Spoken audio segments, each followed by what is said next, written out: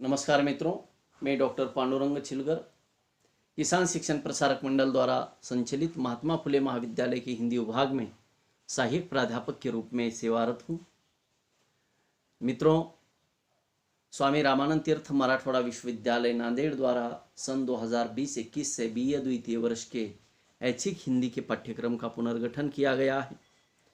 इस पुनर्गठित नए पाठ्यक्रम के अंतर्गत तीसरे सत्र में जो छठा प्रश्न पत्र है निबंध तथा कथ्योत्तर गद्य, उसके पाठ्यक्रम में समाविष्ट विभिन्न निबंधों को लेकर मैंने मेरा विवेचन यूट्यूब चैनल के माध्यम से विभिन्न कड़ियों में आपके सम्मुख रखने का प्रयास किया है, जिसका लाभ शायद आपने उठाया है, लिया है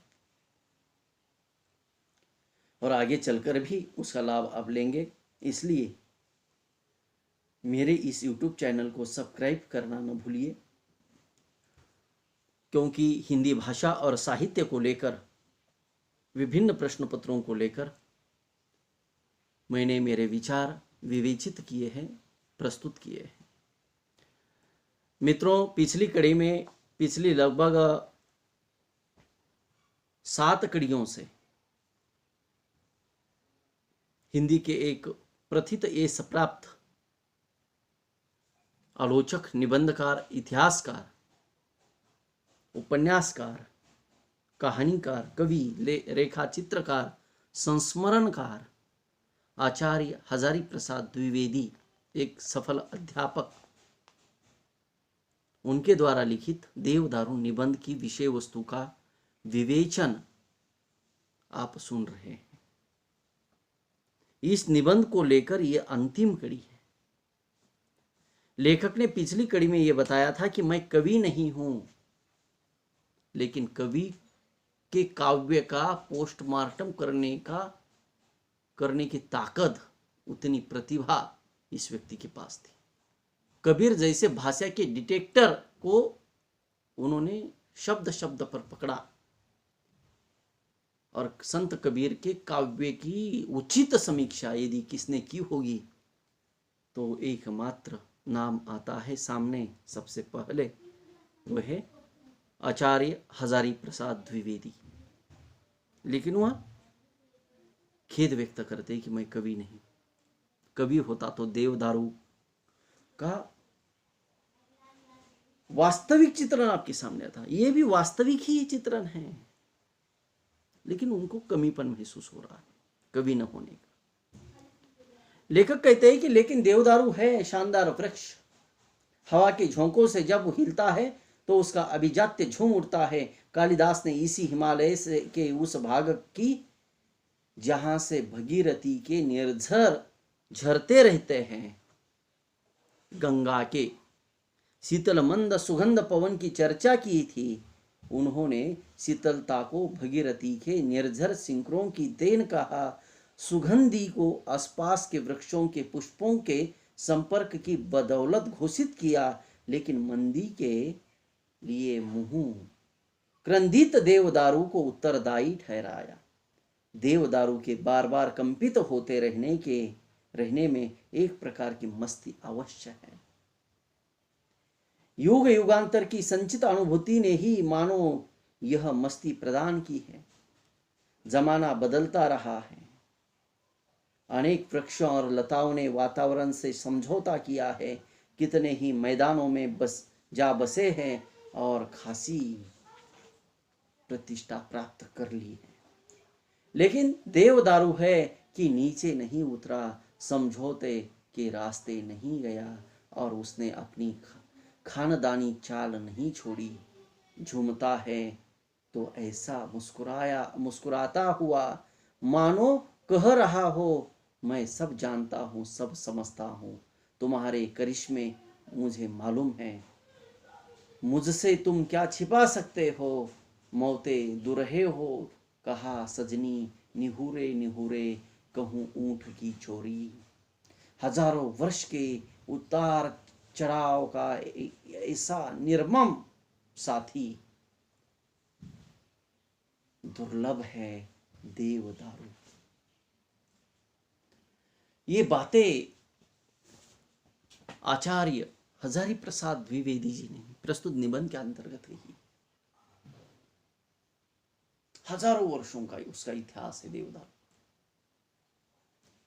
जहां से भगीरथी की निर्झर झरे झरने लगी, उसके तट पर दोनों तरफ देवदारू की वृक्ष है हिमालय में। वही सुगंधता, वही शीतलता, और अधिक शीतलता होने के कारण वहां पर महादेव जी ने अपना अधिष्ठान बिठाया। देवों के देव महादेव को प्रिय होने के कारण इस वृक्ष को नाम दिया गया देवदारू। लेखक ने प्रस्तुत निबंध के माध्यम से देवदारू की जो संवेदना है वह प्रस्तुत करते हुए मनुष्य को भी देवदारू के भांति जमीन पर रहकर आकाश तक पहुंचने का सामर्थ्य प्राप्त करना चाहिए। किसके माध्यम से? तो कर्म के माध्यम से। ये बताने की कोशिश की है। मनुष्यों में भी कई प्रकार के पिशाच हैं, पिशाच वृत्ति के लोग, जैसे पंडित या ओझा भूत भगाने वाला देवदारू की लकड़ी से भूत भगाने की चेष्टा करता है और मनगढ़ंत कहानियां बताकर लोगों को बनाता है। उसके बहकावे में आकर अंधविश्वास बढ़ता चला जाता है। उस अंधविश्वास रूपी अंधी पट्टी को भी आंखों से निकालने के लिए लेखक ने कई प्रकार के उदाहरण दिए। विवेकशील बनो, दृष्टि है आपके पास, दृष्टि होते हुए भी दृष्टिहीन लोगों जैसे हरकतें मत करो। ये बताने की कोशिश भी लेखक ने इस निबंध के माध्यम से की है। इस निबंध की मूल संवेदना को भी लेखक ने हमारे सम्मुख रखने की कोशिश की है। देवदारू यह एक भावात्मक ललित प्रधान शैली में लिखा गया ललित निबंध है। ऐसे निबंधों में विशेष संबंधता की जगह विचार रमणीयता अधिक होती है। उस विचार रमणीयता को भी आपने पिछली 8 कड़ियों से सुना और आपके मन को रमाने की कोशिश की। निबंध बहुत ही क्लिष्ट विषय विधा है, लेकिन यह ललित निबंध आचार्य द्विवेदी का आपको क्लिष्ट बिल्कुल न लगा होगा निबंध होते हुए भी, क्योंकि इसके अंदर शब्दों द्वारा उन्होंने रमणीयता निर्माण करने की कोशिश की। निबंधकार शीर्षक से बंधा न रहकर विचारपूर्ण मुक्त चिंतन के लिए स्वतंत्र रहता है, और उन्होंने देवदारू ये शीर्षक दिया, लेकिन उन्होंने मुक्त रूप से चिंतन करके समस्त हिमालय की उस पर्वतमाला को, भगीरथी के झरने को, साक्षात महादेवों के देव महादेव को शब्दों के माध्यम से हमारे सन्मुख बिंबित किया। आचार्य द्विवेदी जी इस विधा के सफल कलाकार हैं और प्रस्तुत निबंध देवदारू इस बात का तथ्य प्रमाण है। यह अब आपको स्पष्ट ज्ञात हुआ होगा। देवदारू जैसे पहाड़ी वृक्ष को केंद्र में रखकर भारतीय चिंतन धारा की अनेक विशेषताओं को उद्घाटित करने का प्रयत्न विचारपूर्ण मुक्त चिंतन और ज्ञान गांभीर्य के साथ लेखक ने किया है।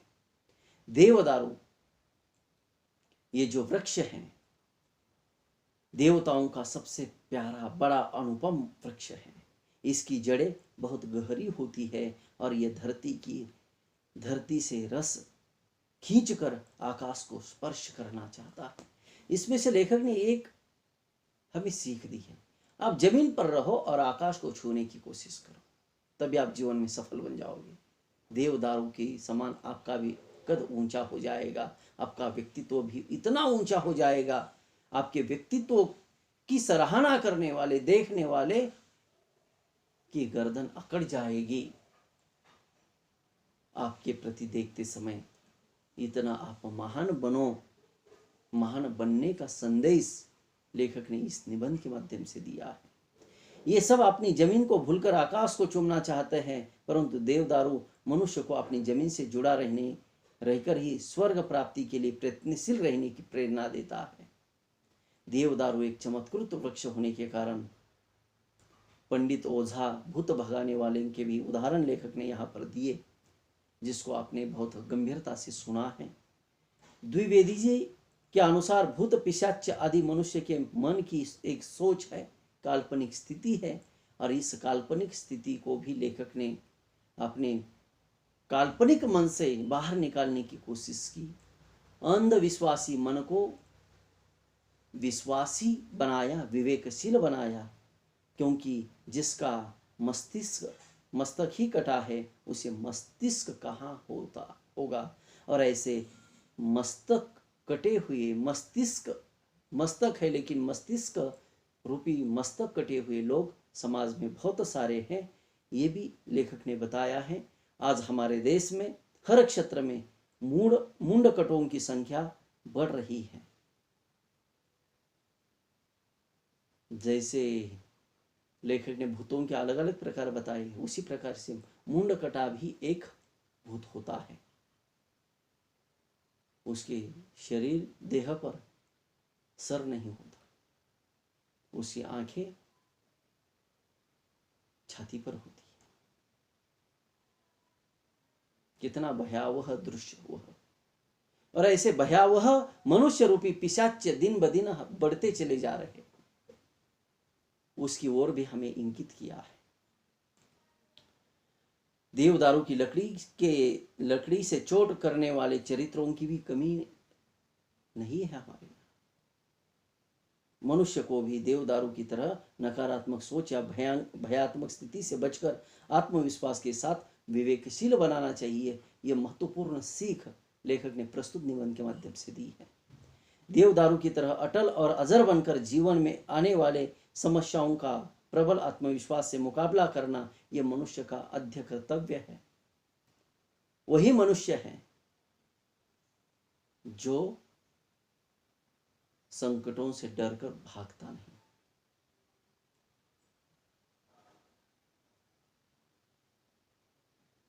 लहरों से डरकर नौका पार नहीं होती।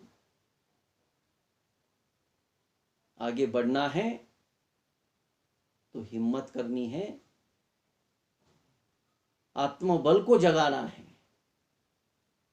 आत्मनिर्भरता आपके अंदर आनी चाहिए, तभी आप जीवन में सफल हो सकते हैं। हमारे देश के प्रधानमंत्री आदरणीय नरेंद्र मोदी साहब ने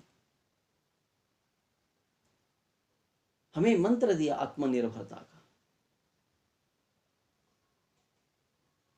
और यह निबंध कई दशक पहले लिखा गया है, और इस निबंध के माध्यम से आत्मविश्वास को जगाने के लिए आत्मबल को जागृत करना सबसे पहले आवश्यक है, तभी आप आत्मनिर्भर बनोगे। ये बताने की कोशिश आचार्य हजारी प्रसाद द्विवेदी ने की। मित्रों, जब तक आप आत्मनिर्भर नहीं बनोगे तब तक आपका कल्याण नहीं होगा, आपका विकास नहीं होगा। नहीं तो आप में और परजीवी कीटकों में कुछ अंतर नहीं रहेगा। मनुष्य की पहचान उसकी जाति से नहीं, गुणों से होनी चाहिए। जात न पूछो साधकी, पूछ लीजिए ज्ञान, मोल करो तलवार का, पड़ी रहने दो म्यान। यह भी उदाहरण द्विवेदी जी ने प्रस्तुत निबंध के अंतर्गत दिया है। ध्यान, धारणा, समाधि से मनुष्य जीवन में ऊंचाई को प्राप्त किया जा सकता है। यह महत्वपूर्ण संदेश भी लेखक ने यहां पर दिया, और आज आवश्यकता है ध्यान, धारणा और समाधि की, आत्मबल को जागृत करने के लिए, आत्मनिर्भर बनने के लिए। आप मित्रों, हमारे देश के प्रधानमंत्री की दिनचर्या देखिए। जो मनुष्य करता है उसको ही बताने का अधिकार है। वे करते हैं इसलिए उन्होंने बताया। वे इस युग के सही महात्मा हैं। एक महात्मा उसी गुजरात ने दिए महात्मा गांधी के रूप में, और यह दूसरे महात्मा हैं जिन्होंने हमें आत्मनिर्भरता का मंत्र दिया। उस महात्मा ने हमें सत्य का मंत्र दिया था। सत्य की राह पर चलो, आप मनुष्य के रूप में पहचान जाओगे। आत्मनिर्भर बनो, आप मनुष्य है, आत्मबल को जागरूक करो, आप जीवन में विकसित हो जाओगे। ये सभी मंत्र इन महात्माओं ने दिए। और इस प्रकार से आचार्य हजारी प्रसाद द्विवेदी जी ने विभिन्न उदाहरणों के माध्यम से देवदारू इस शीर्षक के अंतर्गत अपने मुक्त विचारों को मुक्त वाणी से, मुक्त रूप से, मुक्त शब्दों द्वारा हम तक पहुंचाने की कोशिश की। मित्रों, लगभग 8 कड़ियों के माध्यम से आपने आप लोगों ने इस निबंध को सुना है, इस विवेचन को सुना है। बड़े विस्तार के साथ मैंने इन बातों को आपके सम्मुख रखने का प्रयास किया। अपने बड़ी गंभीरता से इन बातों को सुना, इसलिए आप सभी के प्रति कृतज्ञता ज्ञापित करता हूँ। और मेरे YouTube चैनल को आप सब्सक्राइब कीजिए ताकि आपको हिंदी भाषा और साहित्य से संबंधित विभिन्न विचारों को सुनने का सुअवसर प्रदान होगा, सौभाग्य प्राप्त होगा। इसलिए आप सभी के प्रति पुनः से एक बार धन्यवाद ज्ञापित करता हूँ। पुनः मिलेंगे हम नए विषय को लेकर, नए निबंध को लेकर। अगला निबंध मित्रों, ईर्ष्या तू न गई मेरे मन से। ये जो निबंध है राष्ट्रकवि और हिंदी के प्रतिनिधि निबंधकार रामधारी सिंह दिनकर जी का बहुत बढ़िया निबंध है। इस निबंध को भी हम अगली कड़ी में आपके सम्मुख रखने का प्रयास करेंगे। धन्यवाद।